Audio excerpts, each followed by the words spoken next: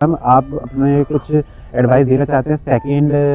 Prof के बच्चों के लिए? हाँ हाँ बेटा, डेफिनेटली मैं तो सेकंड प्रॉफिले के लिए बहुत एडवाइस देना चाहती हूँ कि मुझे पता है ना तुम्हारी क्लास में मुझे क्या फील हुआ था। पहली बात, जो सेकंड प्रॉफ के बच्चे हैं वो संप्राप्ति अच्छे से पढ़ के हैं,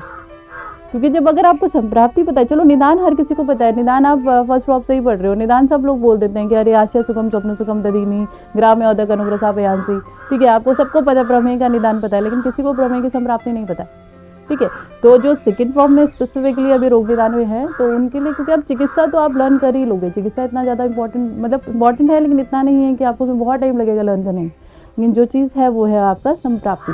पैथोजेनेसिस, किसी भी व्याधि का अध्याय। हाँ, दूसरी बात, अगेन एक चीज़ और मैं बताना चाहती हूँ, ऑल्दो मैं आयुर्वेद का स्टूडेंट है तो मैं बोल रही हूँ कि संप्राप्ति नहीं, आपको मॉडर्न का पैथोजेनेसिस भी पता होना चाहिए, और स्पेसिफिकली उन व्याधियों का जो बहुत इंपॉर्टेंट है। पांडु है तो अगर हमने उसको एनीमिया से कोरिलेट किया है, तो एनीमिया हमारे बॉडी में कैसे होता है आपको पता होना चाहिए। रूमेटॉइड आर्थराइटिस, अगर हम उसको आमवात बोल रहे हैं तो आमवात कैसे होता है हमें पता होना चाहिए, रूमेटॉइड आर्थराइटिस कैसे होता है वो हमें पता होना चाहिए, क्योंकि बहुत सारी चीज़ें जो मॉडर्न मेडिसिन में भी बहुत क्लियर है,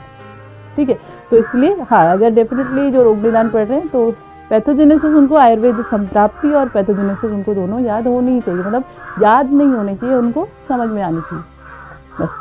तो जो भी अभी पढ़ रहे हैं सेकंड प्रॉफ के अंदर बच्चे, क्योंकि आपको फाइनल ईयर में आना है, तो प्लीज़ इस चीज़ों पे ध्यान रखिएगा, तो आपके लिए ईजी हो जाएगा।